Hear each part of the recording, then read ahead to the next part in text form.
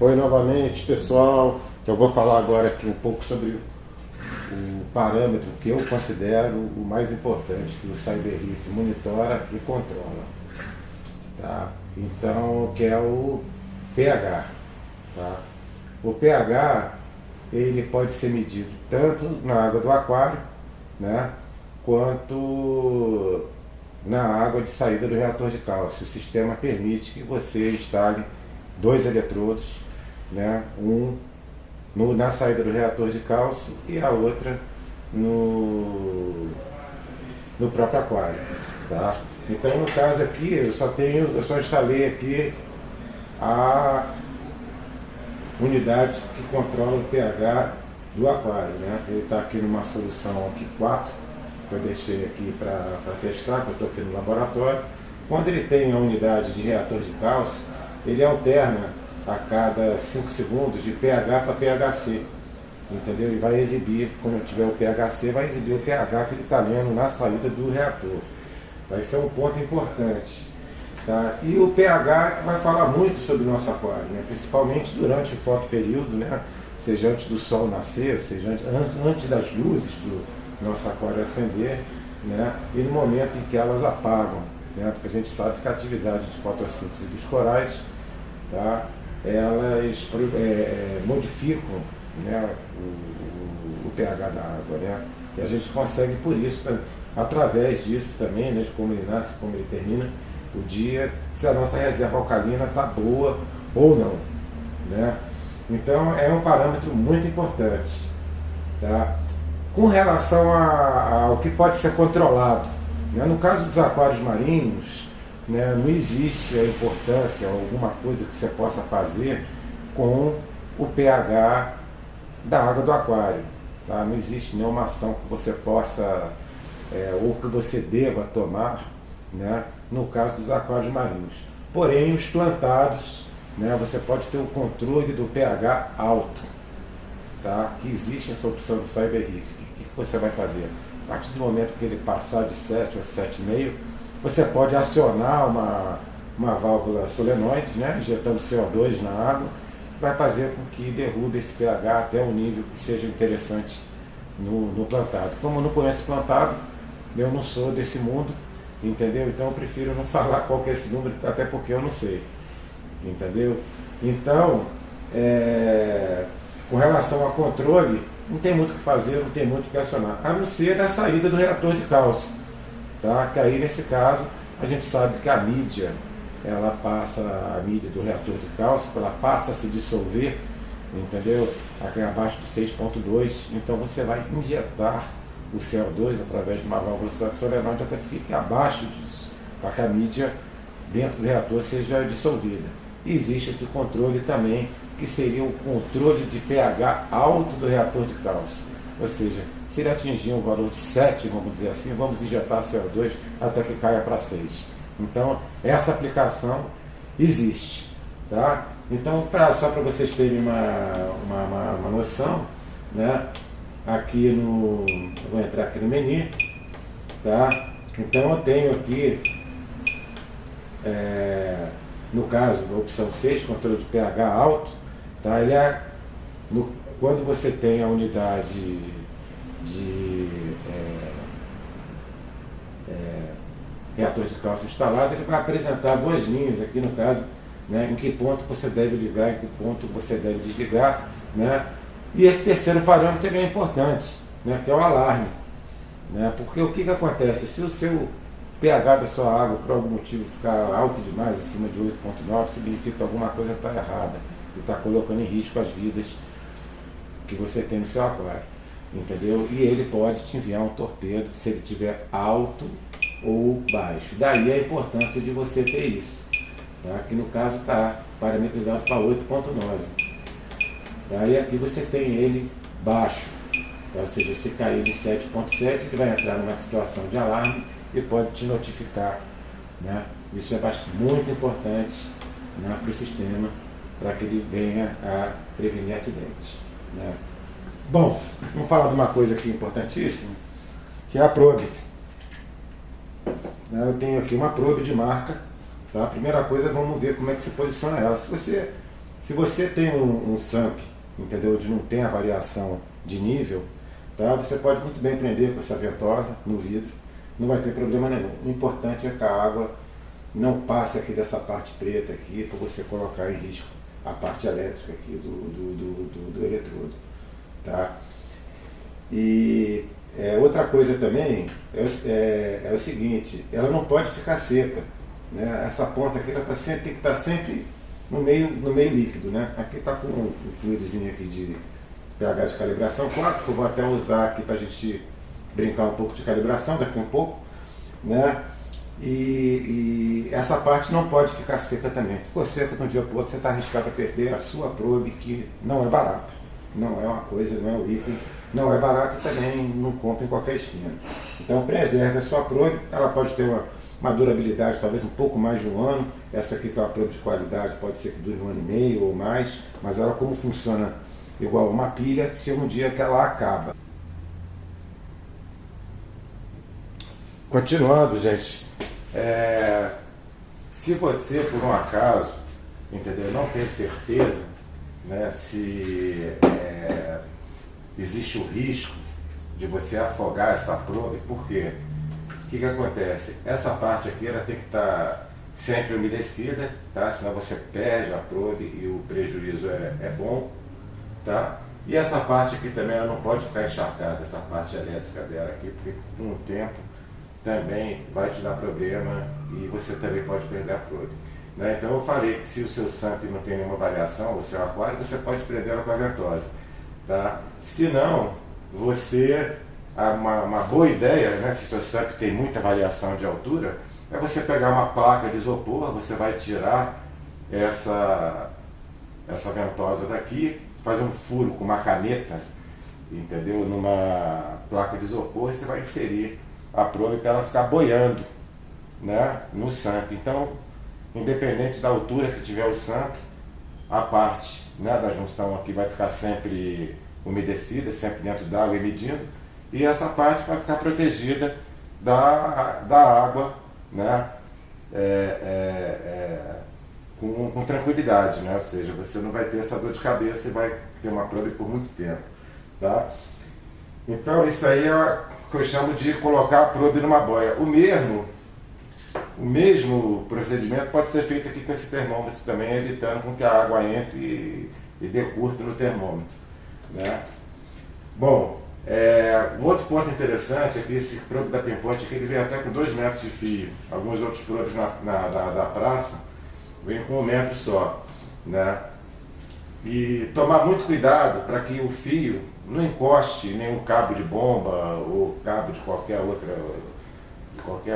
cabo de eletricidade qualquer, né? Que ele vai direto até a umidade, né? E existe também um cuidado que você tem que tomar para não ter umidade aqui, ó, no conector BNC, nesse conectorzinho daqui, tá? Não tem que ter, como é que se diz? Umidade aqui dentro. Tá? Isso tudo causa problema, erro de leitura, e eu falo para vocês, né, a grandeza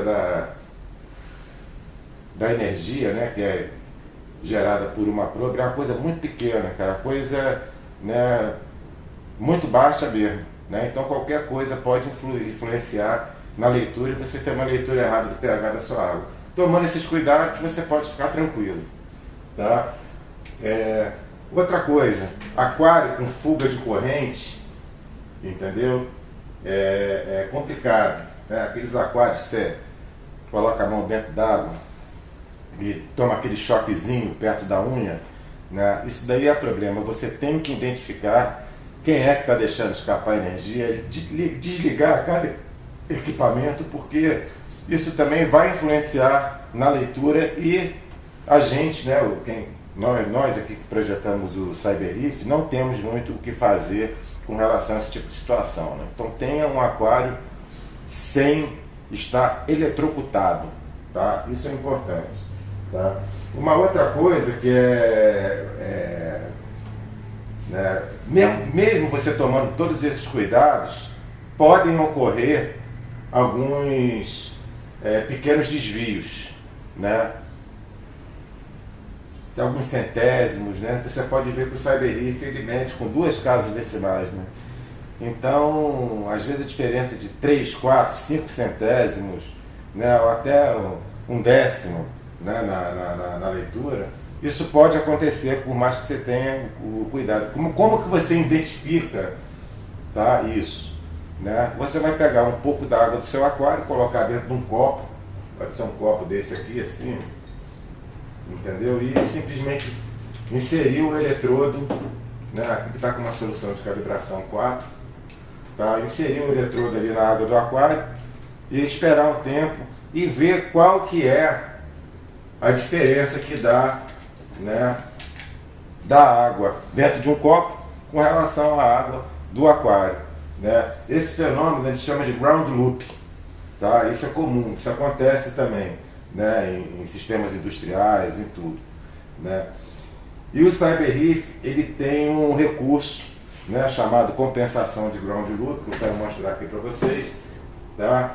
Ele tem tanto para o eletrodo, para o pH do reator de cálcio, quanto para o pH do aquário, tá? É uma das últimas opções aqui do Neni, né? Opção 27, pH Loop Ground Comp, de compensação, tá? E aqui ele permite, né, que você subtraia ou some alguns centésimos, né? Vamos dizer assim, se deu 8,23 no aquário, aí no copo deu 8,28, né? Então temos aí 5, poderia adicionar, né, aqui, ó, 5 centésimos para compensar essa diferença, né, proveniente de algum ruído, alguma coisa dentro do seu aquário, muito difícil de pegar, tá? Mas que tem, para que tenha uma leitura, né, até mais precisa, né?